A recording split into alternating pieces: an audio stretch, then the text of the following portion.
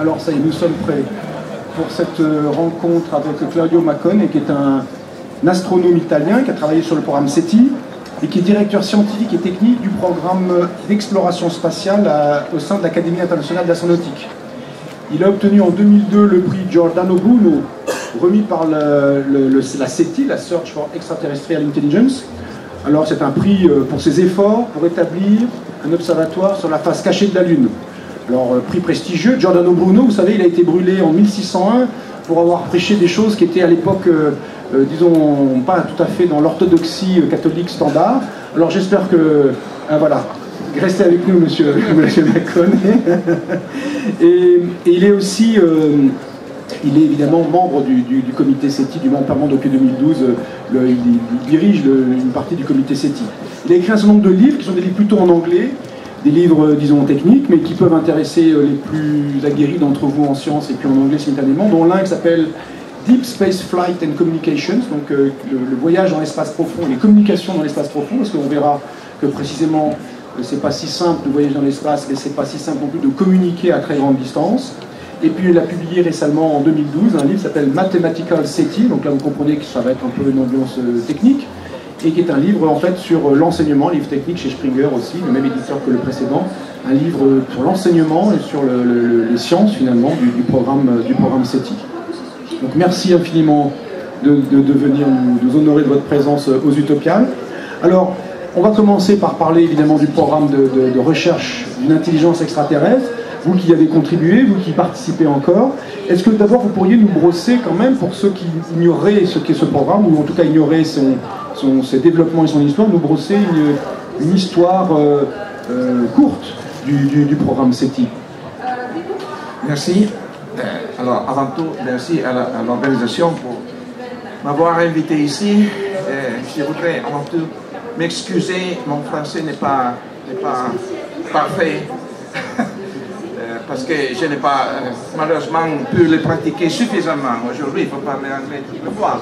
Et pour la même raison, les images que vous allez voir sont écrites en anglais. Veuillez m'excuser de cette chose. Alors, la première présentation, c'est ce que c'est le SETI. Bien sûr, dans 10 minutes, point. Alors, qu'est-ce que c'est le SETI? SETI, c'est un acronyme anglais pour Search for Extraterrestrial Intelligence, c'est-à-dire la recherche des intelligences, pas de la vie en général, des intelligences extraterrestres. SETI commença autour de 1960 avec le projet OSMA, fait par M. Frank Drake, qui était un astronome. À ce temps-là, il travaillait dans l'Observatoire de radioastronomie des États-Unis, Green Bank. Et ça a été la première recherche scientifique des signaux extraterrestres sur 2 étoiles seulement, très voisines au Soleil, c'est-à-dire Epsilon Eridani et Tau Ceti. Ok, alors maintenant je dois vous dire que nous n'avons pas trouvé des signaux extraterrestres. Excusez-moi, monsieur Maccone, ce Frank Drake, c'est bien le Frank Drake de l'équation de Drake, c'est bien le même. Oui. L'équation qui était une tentative de chiffrer le nombre de civilisations capables de communiquer, c'est bien le même. Exactement, merci. Alors, nous n'avons pas trouvé des civilisations extraterrestres, mais je dois dire que l'exploration que nous avons faite est très petite, dans tous les sens, avant tout en distance. Alors, comme vous connaissez le système solaire, environ à la moitié entre le noyau de la galaxie, la Voie lactée, et le bord extérieur.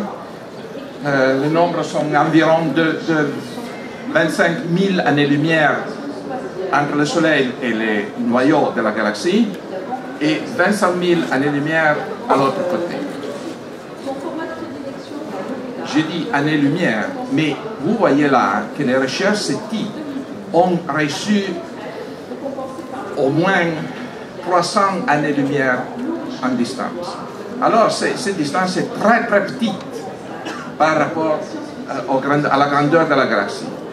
Alors, si vous me dites qu'en 50, nous n'avons pas trouvé des extraterrestres, et pour cela les extraterrestres n'existent pas, Ma réponse est très simple. Nous n'avons pas trouvé les extraterrestres parce que les moyens techniques que nous pouvons utiliser maintenant ne sont pas capables d'explorer à distance plus haute que 300 années-lumière environ. Ok? Ça, c'est la raison. Et après, il faut dire des autres choses. C'est-à-dire que depuis que les scientifiques SETI expérimentaux sont des physiciens, des radioastronomes, ce que nous allons chercher n'est pas le message complet des extraterrestres. Nous n'avons pas beaucoup d'idées sur le message complet. Ce que nous allons chercher de façon la plus simple possible au point de vue de la physique, c'est que nous cherchons une portante sinusoïdale, c'est-à-dire une onde électromagnétique sinusoïdale parfaite, c'est-à-dire une onde qui est sur une bande de fréquence très étroite. Et si nous la trouvons, c'est-à-dire si nous trouvons une distribution d'énergie dans la transformée de Fourier sur cette bande très étroite, ça peut être un signal extraterrestre. Ok. Je pense que nous avons 5 niveaux de complexité en SETI. Mais je dois dire que c'est une idée à moi. Hein. Je ne voudrais pas présenter cette chose comme une idée universelle. Il y a des discussions, bien sûr. Alors, le niveau plus bas, c'est le piggyback SETI, c'est-à-dire les astronomes SETI ne sont pas donnés du temps de radiotélescope pour SETI. Ils doivent utiliser les radiotélescopes que les autres astronomes et astrophysiciens utilisent pour des autres recherches. Et si dans ces recherches nous trouvons un signal, nous sommes très heureux. Mais vous comprenez que cette forme de recherche, c'est très, veuillez m'excuser, stupide, parce qu'il n'y aurait pas des astronomes qui voudraient accepter d'avoir des autres astronomes mettre le télescope dans une certaine direction. Là, les recherches de SETI sont donc finalement dépendantes du temps attribué à d'autres recherches, en fait, non pas comme s'ils avaient du temps spécifiquement et intégralement attribué pour leurs travaux. Merci. Bon, une autre